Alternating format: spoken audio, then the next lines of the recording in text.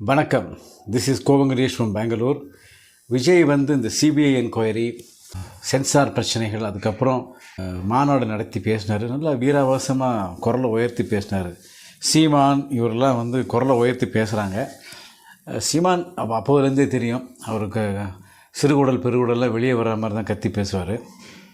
இவரும் பேசினார். ஏன் சொல்ல வந்தேன்னா, இப்போ சிவாஜி பார்த்திங்கன்னா அவருக்கு பாடினது ஆண் குரலும் டிஎம்எஸ். ஸோ அதுக்கு அந்த பரோட்டா மாவு பேசஞ்ச மாதிரி தான் வாயை சேர்க்கணும், நல்லா இருக்காது.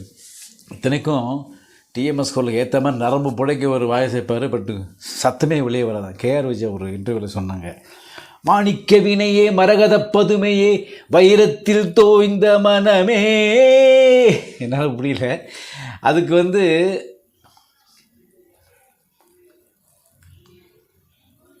இப்படி மெதுவாக வாய்ஸாக நல்லா இருக்குமா? டிஎம்எஸ் எப்படி வாய்ஸணும் அப்படி தான் வாய்ஸணும். ஏஎம் ராஜாவுக்கு வேறு மாதிரி நாக்கு உள்ள மடக்கின்லாம் வாய்ஸைப்பார் சிவாஜி. நாகேஷ் ரஜினிகாந்த் அதே மாதிரி எந்த பாடகர் பண்ணாலும் அதுக்கேற்ற மாதிரி வாய்ச்சிருவாங்க. இவர் மோகன்லால் பாணியை பின்பற்றுறாருன்னு நினைக்கிறேன். ஏன்னா மோகன்லால் ரொம்ப நேச்சுரல் ஆக்டர்ன்ற ஒரு பேரில் ஹிஸ் ஹைனஸ் அப்துல்லான்னு நினைக்கிறேன். அதில் ரவீந்திரன் மியூசிக்கில் ஜெயசுதாஸ் படைப்பில் ஒரு சரியான பாட்டு, பிரமாதமான பாட்டு, கமனபதம் வேண்டும். வரிகள் எனக்கு சரியாக ஞாபகம் இல்லை, ஏன்னா வேறு மொழி வேறு. அதில் பாட்டு அந்த ஒரு ஸ்டான்ஸா மொழி மீண்டும் ஞான் ஏதோ ஒரு நல்லா ஹை பிச்சில் போகும். அதுக்கு இவர் பார்த்திங்கன்னா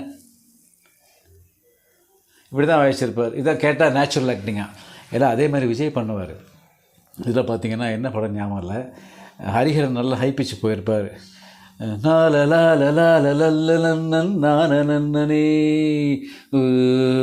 அது மாதிரி வரும், கரெக்டாக ஞாபகம் இல்லை. அதுக்கு இவர் அப்படி தான் வாய்ச்சிருப்பார். ரொம்ப நேச்சுரலாக பண்ணுறாங்களாம். பட் அட்லீஸ்ட் இந்த மேடையில் நல்லா உணர்ச்சி பொங்க பேசினார். அது இப்போ அவசியம் இருக்குது. சீமானா அப்படி தான் பேசுகிறாப்புல.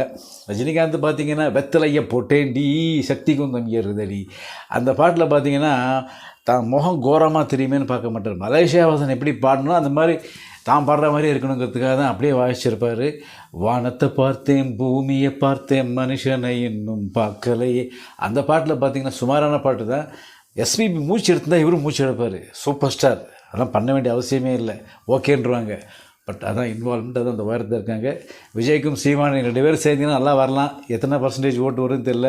சும்மா 15% 20%லாம் ஓட்டு வாங்கிட்டு 2 பேருக்குமே பிரயோஜனம் இல்லாமல் போயிடும். பார்த்துங்க. All the best. வாழ்க வளமுடன். சீமானும் விஜயும் ஆளுக்கு ஒரு செருப்பு வச்சுட்டு என்ன பண்ண போகிறாங்க? சேர்ந்தால் தான் போட்டு நடக்க முடியும், அவங்களுக்கு நல்லது.